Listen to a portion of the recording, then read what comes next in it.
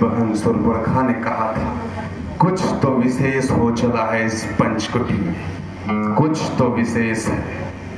परंतु मैं भी भले ही साधु के वेश में हूँ, मैं भी लंकाधिपति रावण हूँ।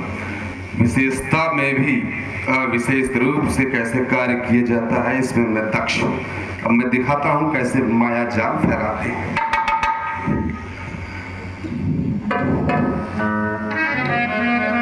सुना माता हमार,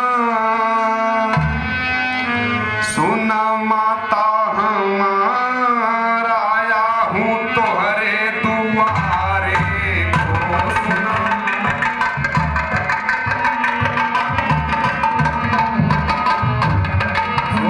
माता हमार, आया हूँ तोहरे दुआरे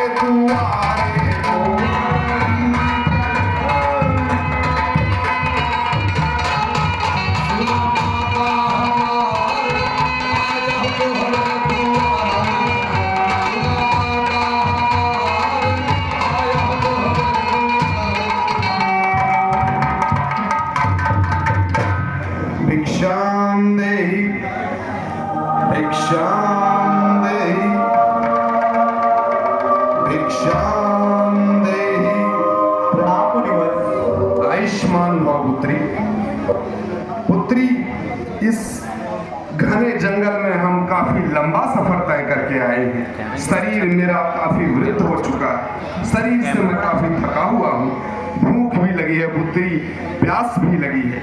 आपसे निवेदन है, हमें खाने के लिए कुछ भिक्षा के रूप में प्रदान करें देवी।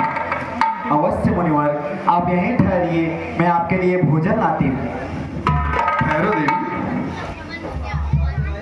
अगर आपकी इच्छा हो जैसा मैंने पहले ही बताया, मैं बहुत थका हुआ हूँ, तो इस सुंदर सी कुटिया में किसी कोने स्थान पर मुझे उचित स्थान दे ताकि मैं विश्राम कर सकूं देवी। क्षमा करें मुनिवर, इस समय मेरे भुवनेश्वर कुटिया में नहीं है, इसलिए मैं आपकी स्वागत नहीं कर सकती।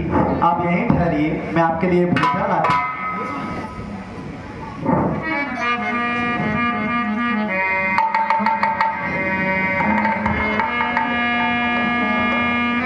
जितनी विशेष देखने में यह स्त्री है, उतने ही विशेष इसका मस्तिष्क भी है। कुटिया में प्रवेश करने से भला एक साधु के इसका क्या नुकसान हो जाता? कोई बात नहीं, यह सामान्य सी भोली भाली स्त्री मुझ जैसी महामायावी को भला इस कुटिया में प्रवेश करने से कौन रोक सकता?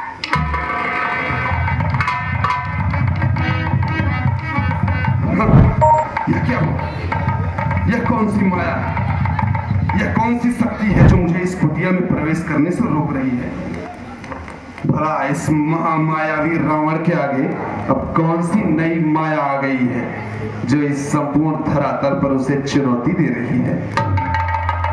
क्या वो संपूर्ण बातें सत्य हैं जो मेरी बहन सुरबखा ने मुझसे कही? क्या ये तपस्वी वास्तव में इतने मायावी है जो इस छोटी सी खास खुशी की पर्णकुटी में मुझे प्रवेश करने से रोक रहे हैं? वे यहाँ उपस्थित तो नहीं है, परंतु उनकी कौन सी ऐसी माया है?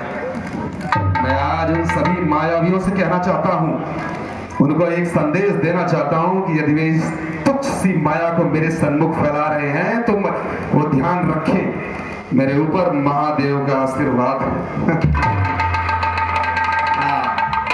वही आशीर्वाद है जिसमें उन्होंने मुझे तस्कंधर बनाया था। वही तस्कंधर हूं मैं जो अपने कार्य को सिद्ध करने के लिए 10 प्रकार से सोचने की क्षमता रखता है। महाशक्तिशाली हूं मैं। शब्दों के माया जाल से कैसे किसी को अपने वश में किया जाता है, यह भला एक राक्षस से अधिक कौन समझ सकता है? और वास्तव में अगर सच को देखें तो मेरी बुद्धि कुछ और कह रही है। कोई बात नहीं, यदि मैं इस कुटिया में प्रवेश नहीं कर सकता तो क्या हुआ? इसमें रहने वाली वह स्त्री तो अवश्य ही कुटिया से बाहर आ सकती है, इस सीमा रेखा से बाहर आ सकती है। मैं यही इंतजार करूंगा उस स्त्री का। मैं शब्दों का ऐसा माया जाल फैलाऊंगा उस भोली भाली स्त्री पर, धर्म के नाम पर ऐसी पट्टी उसकी आंखों में बांधूंगा कि वह स्वयं धर्म की रक्षा के नाम पर इस रेखा को पार करके बाहर आ जाए। वास्तव में राक्षस तो वही होता है जो धर्म के नाम पर लोगों की आंखों में धूल झोंके, लोगों से अत्याचार करे। इस समय तो मैं तपस्या करने का झूठा नाटक करता हूँ, यही आसन लगा लेता हूँ तब तक जब तक वो स्त्री इस कुटिया से बाहर भिक्षा लेकर आती है। ओम नमः शिवाय, ओम नमः शिवाय, ओम नमः शिवाय। लीजिए महात्मा, मैं आपके लिए भोजन लाई हूँ। देवी, अब तो हमने अपना आसन लगा लिया है, हम तपस्या में लीन हो गए हैं और अब थोड़ा विश्राम की भी आवश्यकता है। कृपया आप ही आकर हमें इस भिक्षा को प्रदान करें। नहीं महात्मा, आपको ही यहाँ आना होगा। देवी, मैं पुनः कह रहा हूँ, मैं एक संत महात्मा हूँ। आप भौतिक रूप से तो एक राजकन्या प्रतीत होती है। क्या आपको आपके राजवंशी वीरों ने इतना भी नहीं सिखाया कि जब कोई महात्मा अपने आसन पर बैठ जाए, जब कोई महात्मा आपके दरवाजे पर आ जाए तो उसके सन्मुख आकर भिक्षा उसे देते हैं, उसको प्रणाम करते हैं? महात्मा क्षमा करिए, मैं इस रेखा से बाहर नहीं आ सकती, कृपया करके आपको ही कष्ट करना होगा। असंभव, असंभव, ऐसा कैसे हो सकता है? देवी, मैं पुनः कह रहा हूँ आपसे, राजवंशी वीरों की ये हमेशा से विवेचना रही है, उनकी विशेषता रही है। हम हजारों राजसभाओं में गए हैं, वहां तो किसी महाप्रतापी राजा तक ने इस तरह के शब्दों का मुझसे प्रयोग नहीं किया। जो यूं कहे कि महादेव, जो यूं कहे साधु संत महात्मा, आप स्वयं हमारे पास आइए, परंतु इस कैसे शब्दों का आप प्रयोग कर रही हैं? आप हमारा अपमान कर रही हैं देवी। नहीं नहीं महात्मा, मेरा वहां आने का मतलब ये नहीं कि मैं अपमान कर रही हूँ।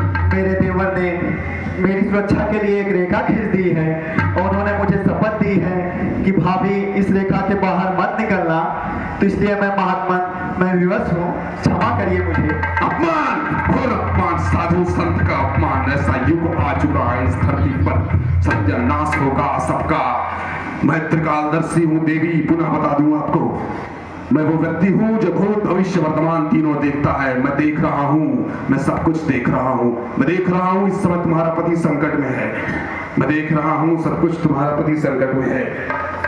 परंतु यदि आखिरी बार कह रहा हूँ, आप अगर हमारे सन्मुख इस रेखा को पार करके नहीं आई तो आपके लिए अत्यंत ही हानिकारक होगा। मैं देख रहा हूँ इस समय तुम्हारे पति संकट में है, आपका वह देवर उनकी रक्षा में गया हुआ है। देवी, अंतिम बार कह रहा हूँ, बाहर आ जाओ, अन्यथा आपके उस रक्षा में तैनात उस पति देवर को मैं श्राप दे दूंगा। क्षमा करें मुझको, क्षमा करें, आप मेरे पति को श्राप मत दीजिए मुनिवर, क्षमा करिए। जाओ देवी, हमने तुम्हें माफ किया, परंतु मेरा वास्तविक रूप क्या है अभी आपको पता चलेगा।